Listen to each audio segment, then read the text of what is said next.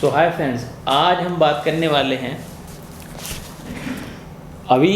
कुछ टाइम से लगभग ज़्यादा बल्क में कुछ लोगों को पोर्नोग्राफी देखने के लिए मेल आती है। मोस्टली ये उन लोगों को टारगेट करते हैं जिनका एक एज ग्रुप है, जैसे कि 30 to 45 या 30 to 50 प्लस के लोग जिनके पास अमाउंट अच्छा हो सकता है जिससे कि स्कैमर अच्छा खासा अमाउंट चार्ज कर पाएँ या ले पाएँ, ब्लैकमेल कर पाएँ, ठीक है। या ये जो डेटा होता है कई बार ये परचेज भी करते हैं, बैंक के रिसोर्स होते हैं इनके पास, किसके अकाउंट में कितना फंड है या किसकी सैलरी के हिसाब से ये डेटा मार्केट से परचेज कर लेते हैं व्हाटएवर।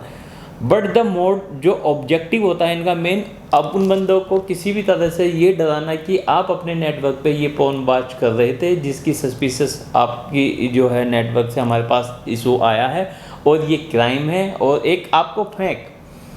फैक जो होगा किसी CBI का एक लेटर बना देंगे या किसी अथॉरिटी का बना देंगे, DOIT का कुछ सर्टिफिकेट बना देंगे, साइबर क्राइम का बना देंगे कि आप लोग अपने जो पर्सनल नेटवर्क पे ये पोर्नोग्राफी वॉच कर रहे थे उसके कारण आपको कोर्ट में पेश होना है, या आपको कॉल करेंगे तो फिर वो उनका ऑब्जेक्टिव डिफरेंट हो जाता है। जो कॉल करते हैं वो आपको डिजिटल अरेस्ट करने की कोशिश करते हैं, या फिर वो कोशिश करते हैं कि उधर से भी एक कोई दूसरी फीमेल आपको कॉल करती है, या मेल है तो कोई फीमेल कॉल करेगी, वो न्यूड होगी और उसकी भी एक वीडियो कैप्चर कर लेंगे, फिर उसके थ्रू आपको ब्लैकमेल करते हैं। और XYZ बहुत सारे ऑप्शन हो सकते हैं।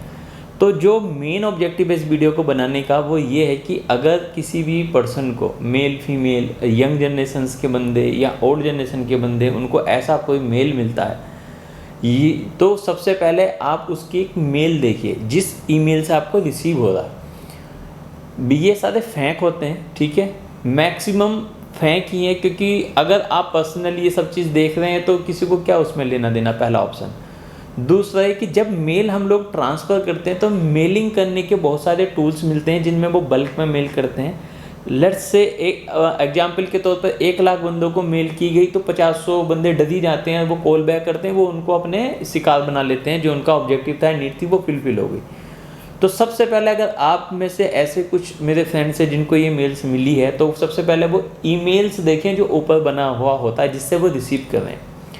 जितने मेरे पास केसेस या मैं देख पाया हूँ मैक्सिमम जो फेक ही थे, मगर आप जैसे मेल देखेंगे, मैं आपको यहाँ पर स्क्रीन पे जूम करके दिखाने की कोशिश कर रहा हूँ, उसको एक बार जूम करके देखेंगे तो आपको लग जाएगा कि ये जो ईमेल्स है एक्चुअल में गवर्नमेंट की साइड से आ रही है कि समवेयर अदर सोर्स हैं। यानी कि अगर गवर्नमेंट की साइड है gov.in होगा, लेकिन जो ये भेजते हैं है ना cybercrime.info, वो कभी भी इन्फो गवर्नमेंट की साइड नहीं होती। .com .others या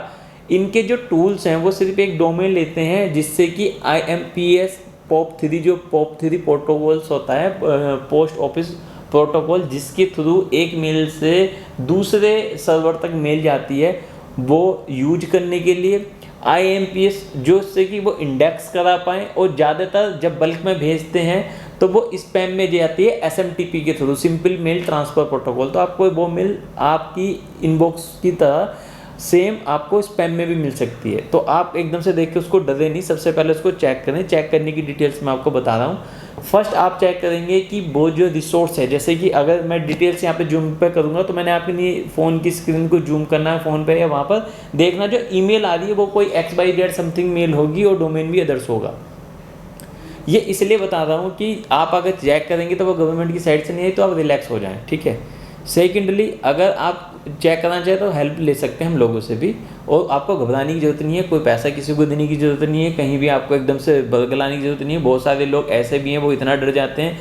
उनका ऑब्जेक्टिव ये है कि किसी भी तरीके से अगर ऐसी चीज़ नॉर्मल 10 में से 10 या 9 बंदे करते ही हैं तो आप उनको एक रैंडमली बल्क में भेज रहे हैं, तुक्का मार रहे हैं, तुक्का फिट हो रहा है 1000 बंदों पर भी, और 100 कॉल आ रही हैं, तो वो अपनी सोशल इमेज बनाने के लिए आपको कुछ पे कर दें, और जब वो पे करते हैं बात ख़त्म नहीं होती, फिर वो ब्लैकमेलिंग शुरू हो जाती है, एंड सो ऑन। तो इस तरह की कोई भी आपको मेल रिसीव हो रही है, आप घबराने की ज़रूरत बिल्कुल नहीं है। आप अपना उसको एक बार वेरीफाई कराएं। कोई हेल्प चाहिए तो we are the one of the cyber crime